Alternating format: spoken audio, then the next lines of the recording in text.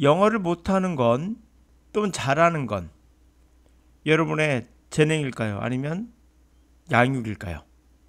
영어학습에는 재능과 양육 어떤 게 맞는 것 같습니까? 또는 여러분들에게 어떤 게 더 좋은 것 같습니까? 나는 재능이 있어서 또는 그거보다 재능이 없어도 누구나 할 수 있다는 양육 어떤 게 더 나은 것 같아요? 자, 결론부터 말씀드리면 양육이 더 위험한 겁니다. 재능이 더 좋은 겁니다. 라는 얘기로 시작해 볼게요. 그래서 영어를 못하는 건 여러분들이 게을러서야 라고 말하면 양육이고요. 여러분이 영어를 못하는 것, 타고난 능력이 있다는 거죠. 또 잘하는 것, 타고난 능력이 있다는 거예요. 발음이 좋은 거, 타고난 능력입니다. 그리고 영어를 잘하는 능력도 어느 정도 태어난다는 걸 말하고 있는 거죠.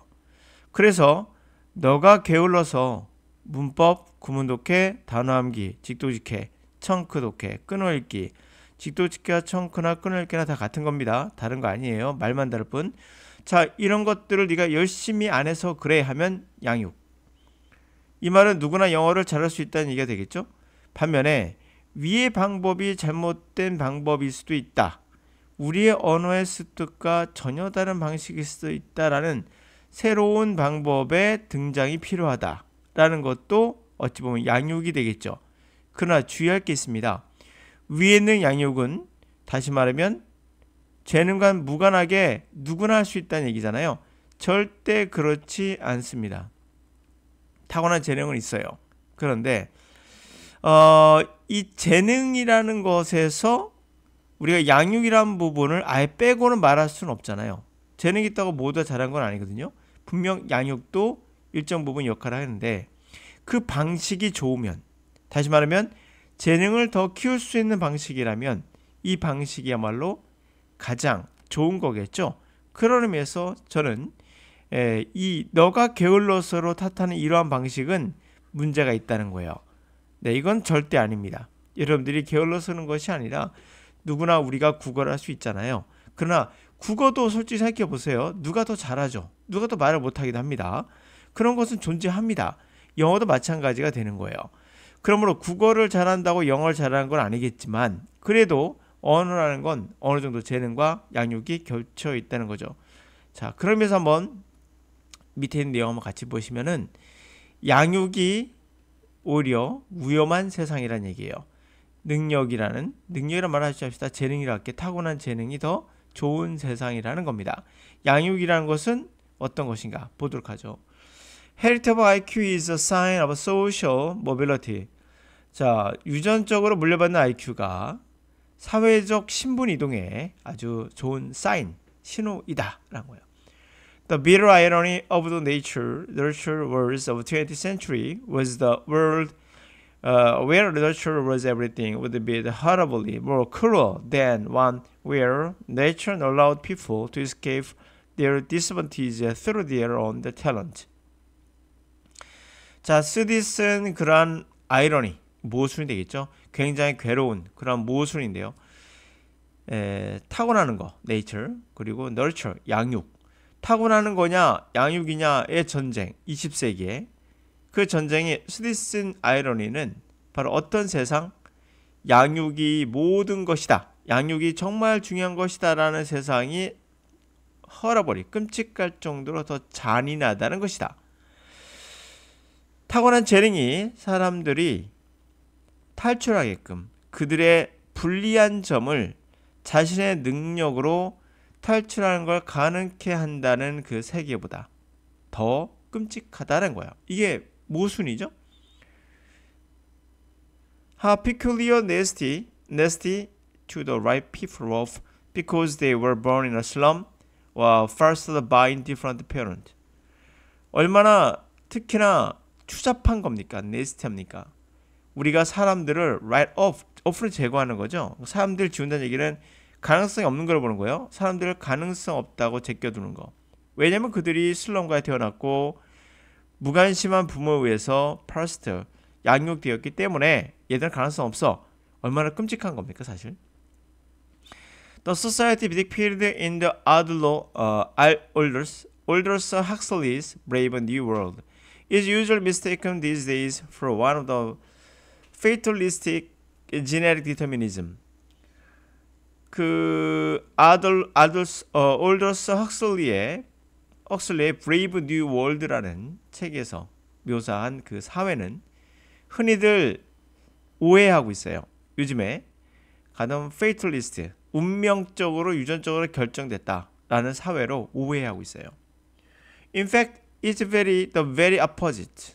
A place where early nurture for the elite produced unfair advantage. 사실 그것은 매우 정반대적인 것이며 그곳은 초기의 교육, 엘리트에 대한 교육이 사실은 불공평한 어드밴티지를 생산한다는 거죠. 그런데 unfortunately 아니라 fortunately, 다행스럽다고 합니다. 우리가 생각하기에는 영어 유치원을 나오고 그리고 어렸을 때 영어를 배우면 훨씬 더 unfair, 불공평한 어드밴티지를 그들이 갖게 된다고 생각하잖아요. 그럴 수 있죠. 분명 양육이라는 게 우리 그렇게 생각하지만 실제로 그렇지 않다는 얘기를 하고 있는 겁니다. Fortunately, 다행히도. We know from the world of the economist Gregory Clark that elite regressed inexorably to the means over time. 근데 우리는 그러한 연구, 경제학자 그레고리 클락의 연구에 따르면 엘리트들이 사실은 퇴보하고 있다는 거예요. 그래도 exorably는 멈출 수 있는 거예요. 이미 붙었죠? 거침없이 멈추지 않고 거침없이 그러한 평균으로 떨어지고 있다는 겁니다. 시간이 지날수록. Despite sending their children to elite preschools, the richest of the rich in the city like New York can do little to make up for their children's genetic mediocrity. And despite getting little opportunity, brilliant kids from the slums can make it big. Nature is a friend of social mobility.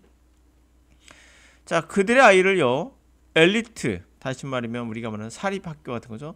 그런 스피리스쿨, 엘리트 유치원 교육에 보낸다 해도 부자 중에 부자들, 그 뉴욕에 있는 그런 사람들도 거의 make up for, 보충, 벌충하다, 뭐 채워넣다 이런 말이죠. 그들을 보충해 줄 수는 없다. 아이들의 유전적인 보통, mediocrity, 보통이에요. 평범함성을 어떻게 채워줄 수는 없다. 그래서 리얼 opportunity, 기회가 적었음에도 불구하고 똑똑한 아이들, 슬럼가에 나오는 그런 아이들이 큰 성공을 할 수 있다. 재능은 사회 모빌리티, 이동의 다시 말해 신분 상승 같은 것의 친구이다 라는 거죠. 사실 이것은 우리가 많이 보았던 것 중에 하나죠. 예를 들면은 뭐 일론 머스크도 사실은 평범한 가정 아이고, 빌 게이츠는 조금 자세한 집안이지만 그렇다고 해서 뭐 대기업의 아들도 아니고, 그리고 아이폰의 창시자인 잡스 또한 그렇게 잘 사는 집안은 아니죠. 교육도 제대로 받은 집안이라고 볼 수 없고요. 이런 것들을 좀 보더라도 우리가 정말 타고난 재능은 분명히 있다는 걸 우리가 인정할 수밖에 없죠. 그게 나쁜 거냐 이거예요. 아니라는 거죠. 사실은 이게 더 위험한 거예요. 우리가 생각하기에 사립고, 우리가 말하는 사립고를 나와서 우리가 말하는 스카이를 가면은 얘가 우수한 아이인가, 아니면 사립고와 스카이를 통해서 나온 이 수능이 과연 우수한 아이를 뽑는 적절한 방법인가? 이거는 당연히 여러 가지 객관적인 사실을 찾아봐야 되죠. 수능 말고 이제 수시가 있습니다. 전 세계는 거의 수시로 많이 뽑죠. 우리가 수능이 높은 편이에요. 수시로 많이 뽑고, 그래서 이 수시가 결국 전 세계에서 또 특히나 선진국에서는 대표적인 거 다 수시로 봐야 되죠. 이렇게 수시로 뽑는 나라들이 다 선진국이라는 것만 보더라도 오히려 시험으로 뽑는 나라들이 더 후진국일 가능성이 높죠. 인도나 또 중국이나 아니면 뭐 그런 나라들이 있겠죠. 그런 것만 보더라도 우리가 인간이라는 것은 재능이 다양하구나를 알 수 있어요. 그런 의미에서 영어에 관한 얘기를 좀 말씀드리면, 수능 영어 이것은 시험 영어이기 때문에 무조건 나쁘다 이건 아니에요. 분명 여기서는 독해 영역과 리스닝 영역에서는 그나마 좋은 평가를 내릴 수 있습니다.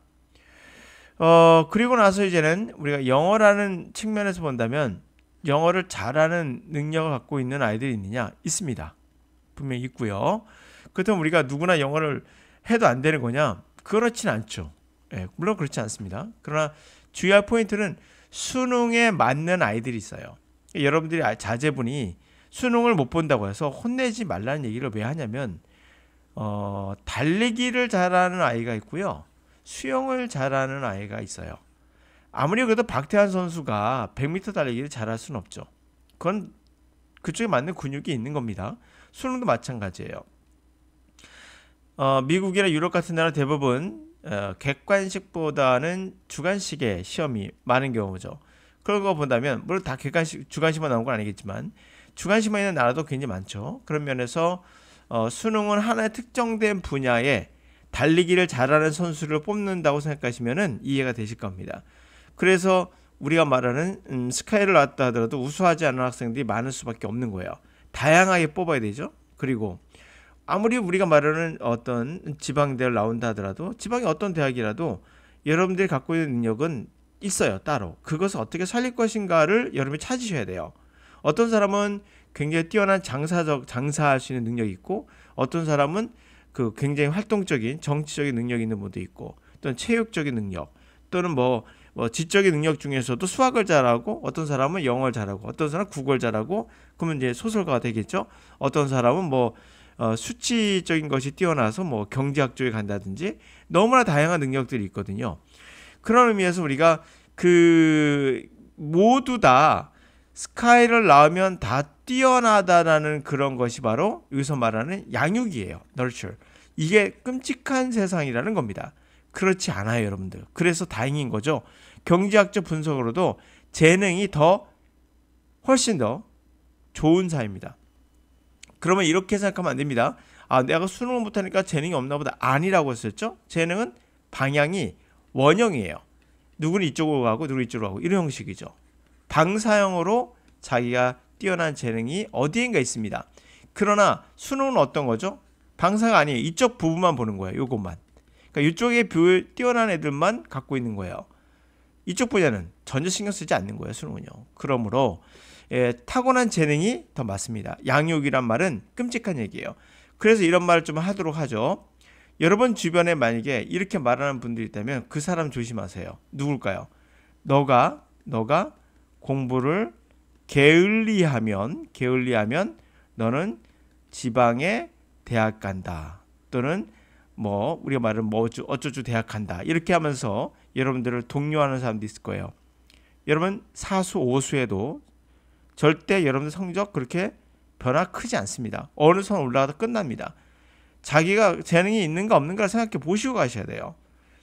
그러므로 이렇게 말하는 강사가 있으면 모든 사람은 양육으로 된다는 말은 끔찍하게도 거꾸로 말하면 네가 못하는 건 양육을 제대로 못 받은 거. 다시 말하면 네가 공부를 제대로 안 해서 그렇다는 이상한 논리로 빠지게 돼요. 여러분이 아무리 열심히 노력해도 박태환 선수의 수영을 이길 수 없습니다. 타고난 거예요. 그러니까 우리는 타고난 사람도 있어요. 예를 들면 저는 개그맨을 보면서 웃기는 게 뭐냐면 개그맨들이 유재석을 따라한대요. 단연코 말씀드리는데 유재석은 따라할 수 없어요. 그 사람에겐 타고난 재능이 있어요. 그 유재석이라는 사람이 자기가 노력했다고 하지만 노력은 당연히 누구나 하나 해야 되는 겁니다. 그런 건 어떤 논란의 여지가 없어요. 거기다 어떤 가치를 붙이면 안 돼요. 타고난 재능이 있어서 자신이 뜰 수 있었던 것들을 자기가 노력했다고 포장하지 마세요. 누구나 노력합니다. 여러분 부모 중에 어떠한 분도 노력 안 하는 분이 없어요. 그러나 문제는 노력의 방향이 적절하게 맞는가를 생각해야 되죠. 그러면 두 가지 생각해 볼 수 있어요. 나는 무조건 성공하고 싶다라면 한마디로 돈을 따져볼게요. 돈이 되는 곳으로 가야지 벌 수 있는 거예요. 그거보다 나는 성공의 가치를 나의 즐거움으로 가겠다. 예를 들면 내가 가치 있다고 생각하는 가치 판단, 돈이 아니라 돈은 조금 따라오면 좋겠고 이 정도가 된다고 한다면 이 즐거움이랑 여러 가지 있습니다. 가치라는 것은 또 다른 개념이에요. 즐거움과 가치는 다를 수 있고 같을 수도 있어요. 이러한 개념으로 본다면 여러분들이 좋아하는 재능은 없어도 그냥 열심히 한다는 거, 거기서 어떤 가치를 찾는다면 또 의미가 있어요. 돈을 쫓는 사람들에겐 자기의 재능이 있는 곳으로 가야 돼요. 반드시. 나의 재능이 있고 플러스 그게 경제적으로 흐름이 맞아야 돼요. 예를 들어서 유재석이란 분이 있어요. 유재석이란 분이 있고 이분이 만약에 조선시대에 태어났다고 가정합시다. 그럼 이 사람은 말재간이 뛰어나요. 그럼 말재간이 뛰어나서 연예인으로서 활동을 하고 있어요. 조선시대에 나왔으면 당연히 예를 들면 알다시피 광대입니다. 그 당시에는 광대로서 인정을 못 받고 살아갈 수밖에 없어요. 근데 유재석이라는 사람은 성공하고 싶어. 그럼 광대로 가면 안 되겠죠. 뭐가 돼야 될까요? 그 당시에 장사꾼이 돼야 되는 거예요. 그러면 그 사람은 장사꾼이 되는 거예요. 그렇죠? 말재주가 뛰어나서 장사꾼이 해도 잘 될 수 있냐? 그렇진 않아요. 장사꾼과 말재주는 관련 있는 듯 또는 없기도 합니다. 그러므로 또 TV가 나왔기 때문에 매스미디어가 나왔기 때문에 유재석이라는 인물이 존재할 수 있었던 거지. 만약에 TV가 존재하지 않고 매스미디어가 존재하지 않았다면 지금의 개그맨들은 전부 다 광대에 불과한 거예요. 또 시대가 또 그것을 원하지 않았고요. 그 당시는. 그러므로 작자의 재능은 그 시대가 맞는 거와 우연히 맞아떨어지면서 나오는 결과의 가능성이 상당히 높아요. 그러므로 여러분들이 내가 국영수 영어를 잘한다 못한다. 지금 영어를 잘하는 거가 지금부터 50년 전 1950년대부터 우리가 1900 초반기라 볼까? 이 시대에 영어를 잘하는 것은 또 달라요. 이 시대는 영어만 잘해도 잘 먹고 잘 살 수 있는 길이 열렸어요. 지금은 또 그렇지 않아요. 시대가 좀 바뀌고 있거든요. 그렇다고 영어를 안 하는 게 좋은 거냐? 꼭 그렇지는 않죠. 유럽의 모든 나라가 영어를 배우는 것만 보더라도 영어는 전 세계에서 선택보다는 필수의 과정으로 들어가고 있는 건 맞는 것 같아요. 그럼 중국어는 그럴 일은 없어요. 전 세계에서 다양하게 쓰는 것은 영어이기 때문에 어쩔 수 없이 우리 영어로 전 세계는 가고 있는 거예요. 그러므로 이렇게 되는 거죠. 자, 그럼 우리가 이쪽으로 가서 본론으로 들어가서 이제 또 영어를 못하는 건 여러분들이 게을러서입니까? 아니에요.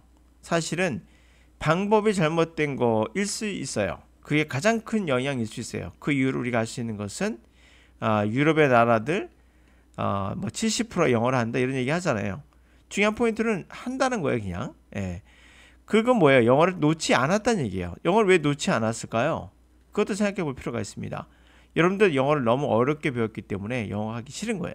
그래서 제가 매번 문법, 구문독해, 단어암기, 직독직해, 청크독해, 끊어읽기 이런 방법론에 나가 떨어지지 마라. 이거 다 쓸데없는 거다. 직독직해가 무슨 직독직해 말을 듣고 저 뭔가 살펴보면은 직독직해가 끊어읽기하고 차이가 없어요, 여러분들. 예. 영어를 받아들이는 게 아니에요. 직독직해는 영어를 한글로 바꾼데 그냥 순서로 이렇게 해석한다는 거 말고는 없어요. 순서가 이렇게 되는 게 뭐가 중요합니까? 중요하죠. 그러나 이거보다 더 중요한 건 영어를 영어로 받아들일 수 있냐가 더 중요해요. 느낄 수 있느냐. 오늘 쓸데없는 얘기 좀 해봤었는데요. 능력과 재능 중에 더 좋은 사회는 재능이다. 오늘 여기까지.